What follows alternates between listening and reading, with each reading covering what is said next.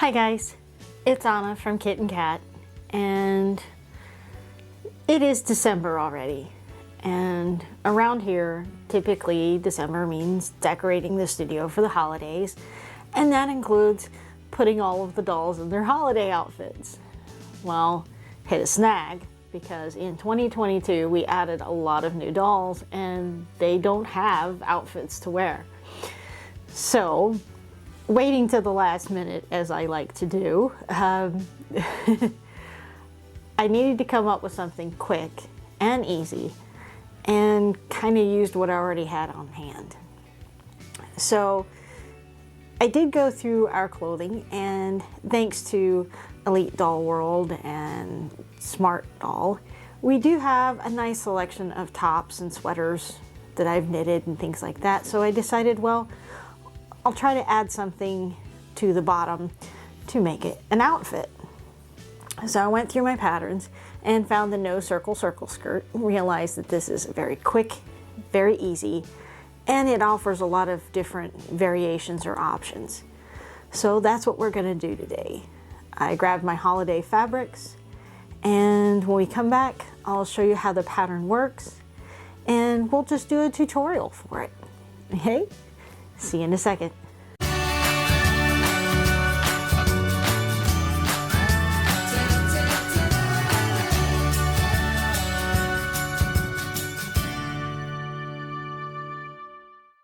So this is the no circle circle skirt pattern packet. This one does deviate just slightly. Typically our pattern packets include an illustration and diagram of the pattern. They'll include your pattern pieces, but you'll also get a set of instructions. With this one, the instructions are actually included on the pattern pieces themselves and on the illustration. It really is a simple pattern. The circle skirt was designed because a traditional circle skirt is one round piece of fabric, typically with a back seam so that you can have your opening, and a waistband. Well, the issue is when you're using a one-directional print, the print is only upright on the front of the skirt. When you continue the circle around, the pattern ends up sideways on the sides of the skirt and completely upside down on the back. If you're using something like a plush or a velvet which has a nap and it needs to lay in the same direction all the way around on the skirt, it actually creates a color difference because the nap is going to fall down the front of the skirt, but it's going to be crossed and again upside down in the back, making the back of the skirt actually look like it's darker than the front. By using a mathematic formula, which I'm really proud of myself because I'm an artist, I'm not a mathematician, I was able to figure out the optimum size of each of the wedges and the optimum circumference or curvature. This allows me to cut my pieces so that I can make sure that the pattern goes in the right direction on all sides for a circle skirt, but it also means that the degree that we use for our wedge allows me to make an A-line skirt. I can add a couple of extra side gores and I can make a petticoat or a slip for underneath a wider skirt, or I can make that full circle. In fact, with the wedges this way, I can even go and make a skirt that is beyond just one circle of fabric and make something that is extremely gathered and will flare out quite wide. Now you want to notice that on your pattern, we do include a side seam pocket. I'm not going to do the side seam pocket on these skirts just because I need to save some time and labor. If you want to know how to do the side seam pocket, that is included in the tutorial on how to do the paper bag waist pants, which was done in our Sewing for Dolls Series 101. So we're going to focus on the skirt and the waistband. The waistband is a simple rectangular piece of fabric, and it's cut on the bias so that it'll mold around the doll's waist a little easier. The options for this one, I can cut a single waistband or a single layer and fold it in half, and I get a narrow waistband, which is very serviceable. Or I can actually take this and cut this from our fashion fabric or exterior fabric and a lining fabric, and I can get something that's a higher waist.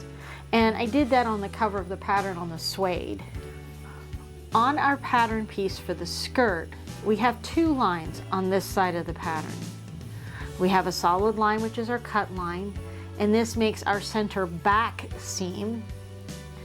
Or we can use this dotted and dashed line, which is a fold line, which we can put on the fold of the fabric for one continuous piece on the front of the skirt.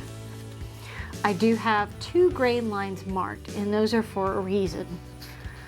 Typically for our skirt, we want the center fold to go along the grain of the fabric or the design, and we want the center back. That means our side seam is going to be on a bias or off our grain. But when we're trying to match plaids or trims or things like that, we want to make sure that we are putting our fabric how we need to make sure that it's upright. We have three different hemlines. We've got a short skater skirt, which will expose the pantsuit. We have the shorter version, which is also meant for ruffles, and it's going to bring the skirt up above the knee a little bit. And then we have the full length, which is just below the knee on our Smart Doll. For the back closure, you can use a zipper or a snap. I'm going to modify this one just a little bit because I've decided to use a hook and eye closure because I want the stand to go in through the back of the skirt. For our simplest form of the skirt, that's going to be the A-line. And if you look here, it'll actually tell you how many pieces and what pieces to cut for the skirt. For our A-line, we cut two fronts, putting the grain on the center front and center back. And we cut one of our waistbands on the bias. If we want to eliminate a seam on the A-line skirt, we cut the front on the center fold line, and then we just have the two side seams and then the back seam with the opening. This little dot right here is a placement for our pocket, which we would attach to the side seams before sewing them. This mark here tells us what the center back is. We want to stitch from the center back to the hem, leaving the top open. For the petticoat or slip, we want to cut one front on the fold, two backs straight of grain, and we want to cut two panels that are become our side panels. You will not be able to fit the pocket because that side panel is going to go all the way across. Again, we'll cut one of our waist, unless we want a higher waist because we're using the petticoat as an exterior skirt. In that case, we want to cut two. One from our outside fabric on the bias and one from our lining on the bias.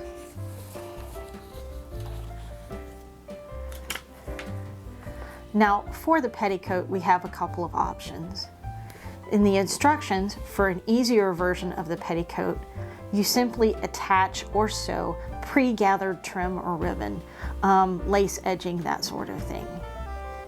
You can also cut strips on the bias, hem the bottom of the bias strip, and then attach it to the bottom of the skirt for the flounce.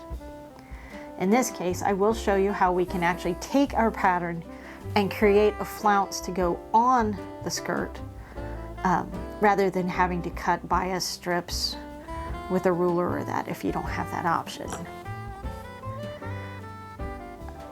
We're also going to make a full circle skirt And I'm going to show you how we can make this as a skater skirt as well. For the skater skirt and for the full circle skirt, we want to cut one front on the fold.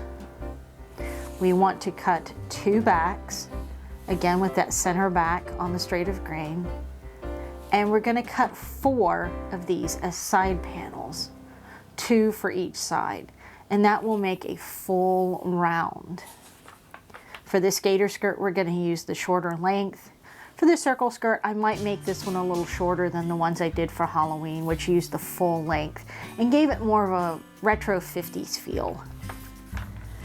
And again, for the waistband. Now, one of the materials I chose was a plush, so I'm actually going to end up cutting another set of the skirt panels in my lining fabric, and I'll show you how to do that as well. So I selected my fabrics, and the next thing I need to do is I need to pre-wash them.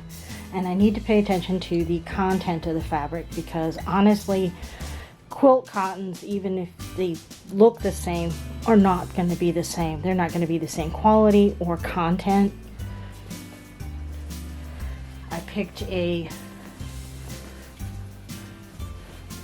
what we call a unidirectional or one directional print.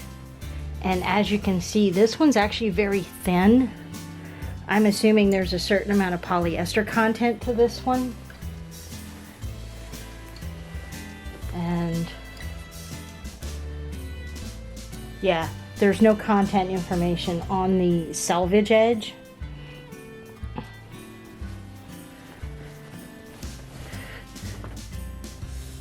Our next fabric came from the same store, and it is a stripe. Now this could be, it's a diagonal stripe, but we can use this as a two-directional fabric, but it's a lot stiffer. But part of me is thinking that this might be a heavier finish on the fabric, basically like a starch. So I am going to pre-wash this one as well, check to see for shrinkage.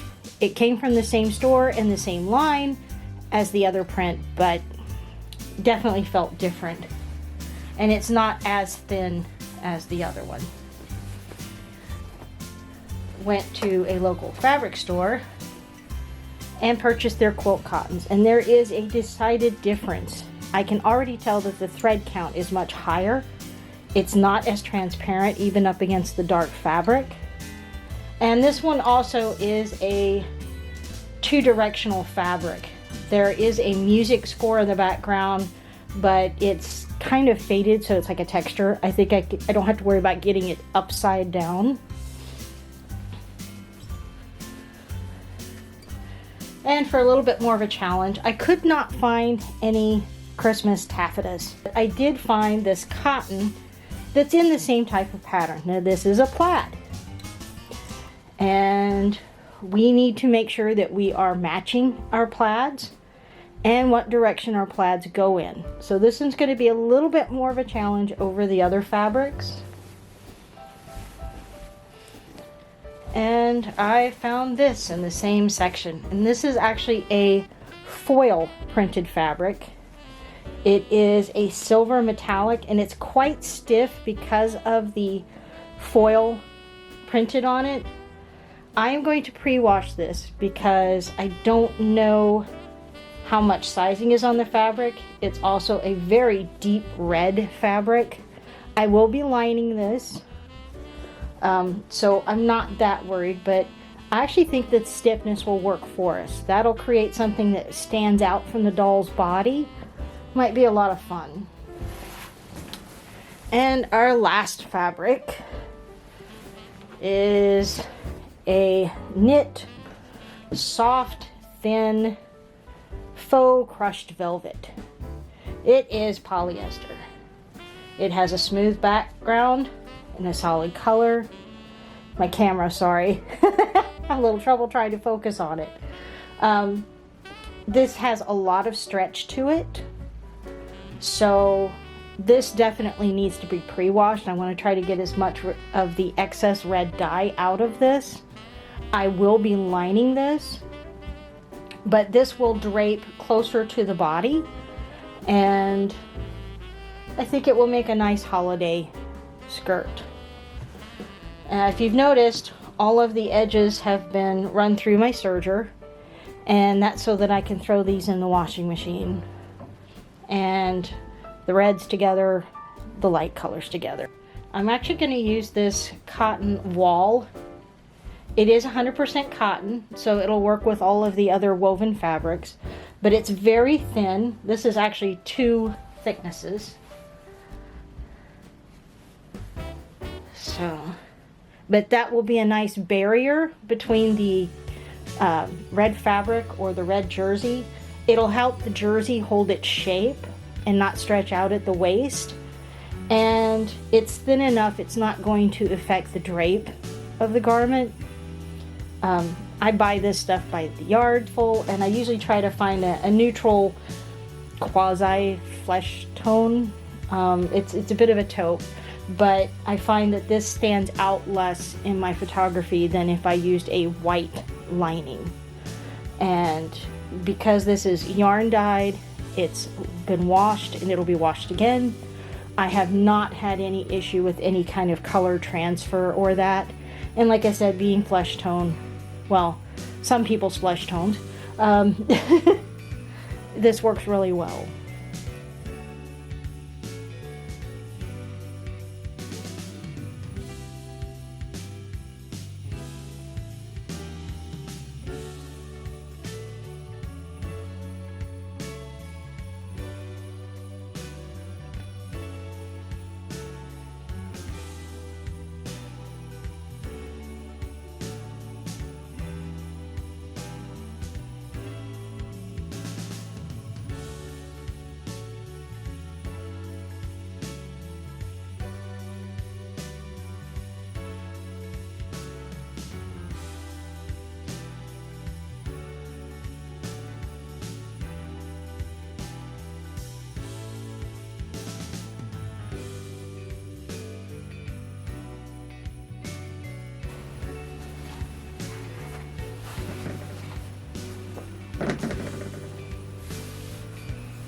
I want this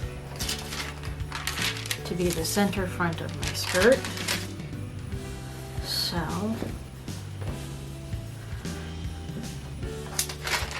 I'm going to gauge about how much I need.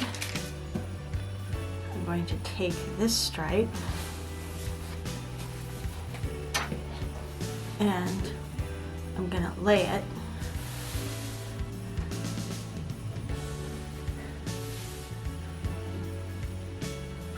matching, matching, matching, matching, matching, matching. Okay. I'm going to lay my pattern so that it is on there. This I want to slide so that it matches right here.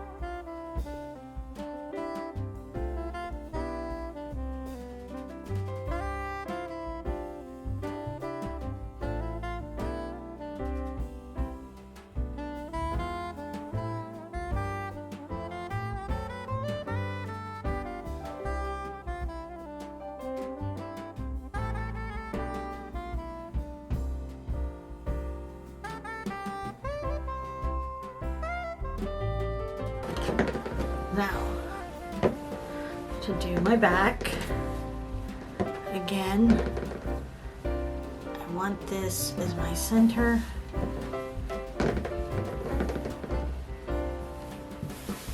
I want to make sure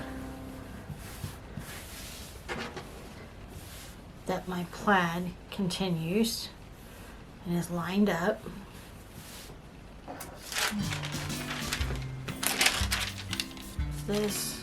This is my side seam, and this, I want the skirt to start in the same spot.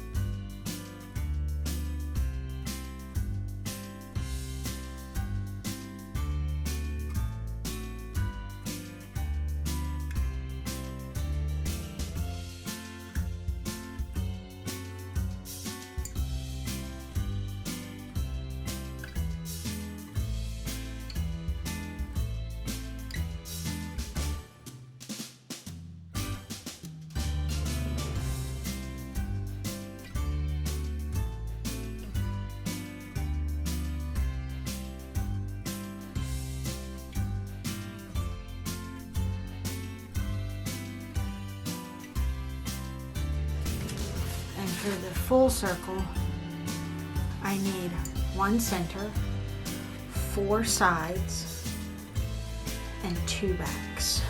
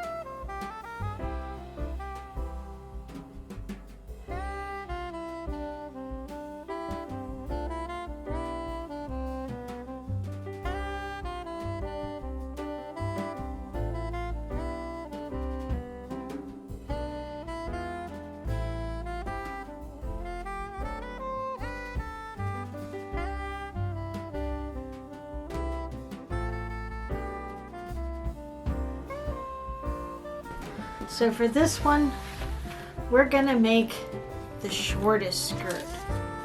So I trace my line and I cut my little piece. Okay.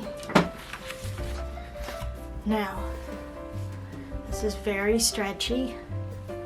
So I have this water-soluble stabilizer that will keep the fabric taut. I have this for the lining, and this is a crushed velvet, so it has a grain. It's smooth from top to bottom, but it's rough. It's rough. So I need to make sure that all the pattern pieces go right side up. This or this, can't do that. So it's gonna be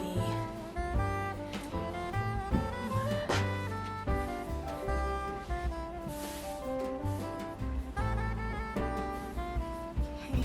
So I need to do straight 1, 2, 3, 4, 5, 6, 7, 8.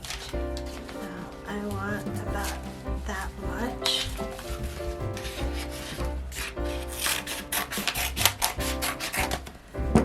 Okay. I'll see if I actually want to show them this or not.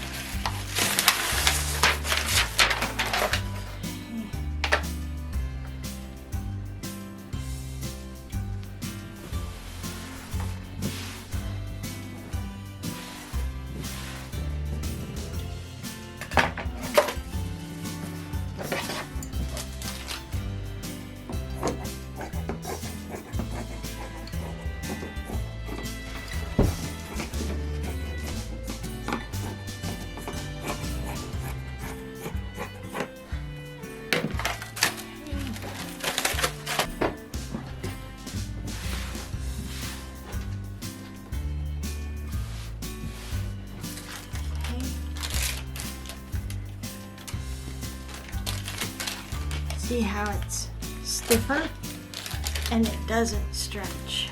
Okay.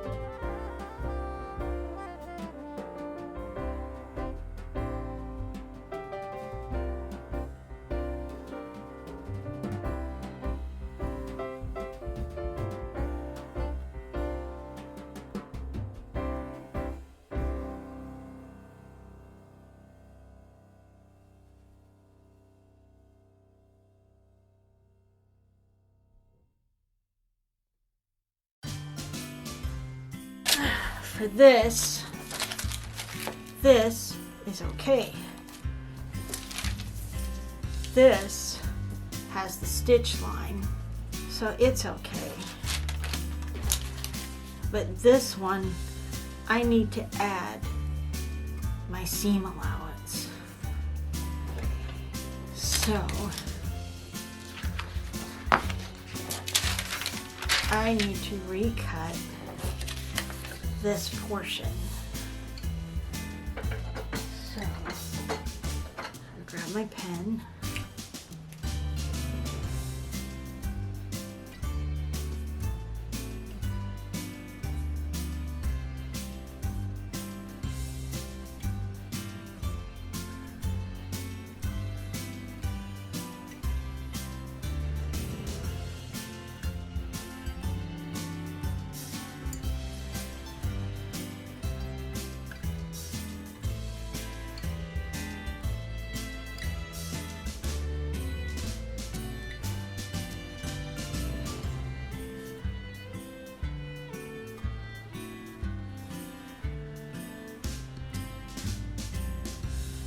Now I need to add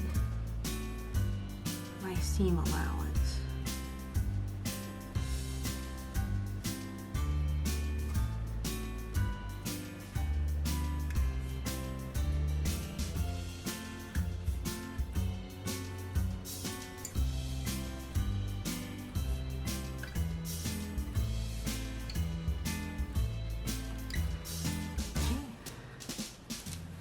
And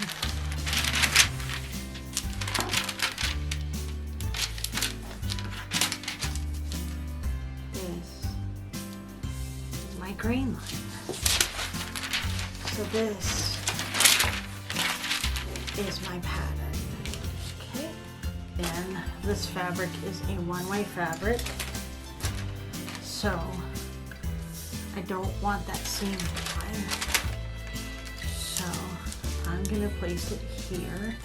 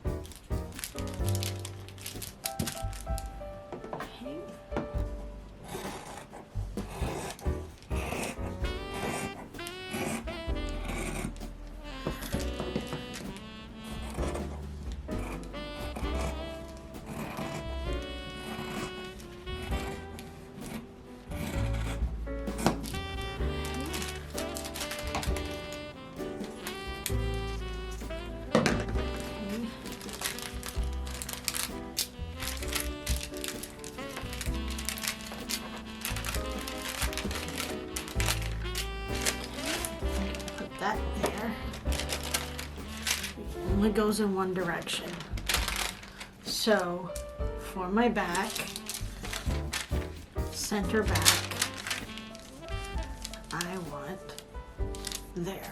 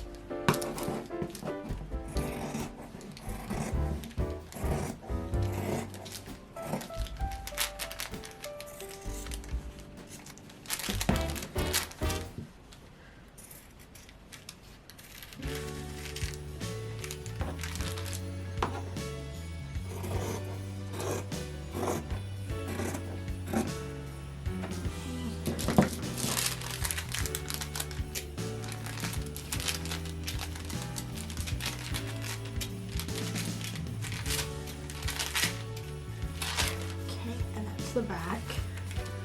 And now I need to do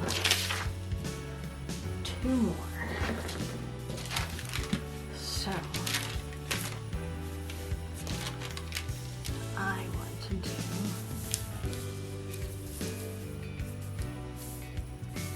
center.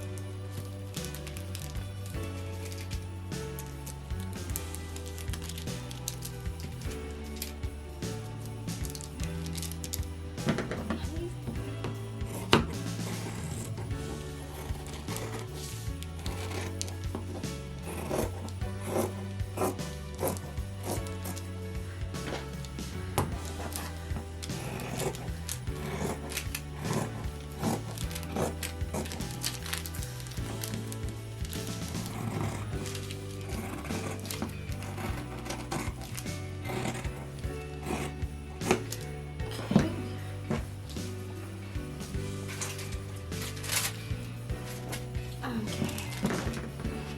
So we have our front.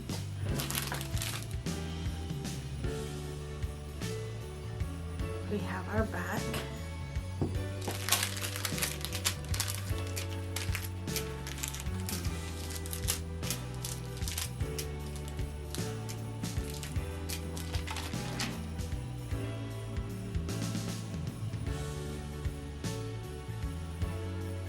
And we have our sides. For these, I need 2.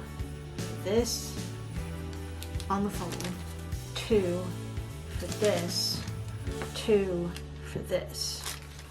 So 1, 2, 3, that is 6.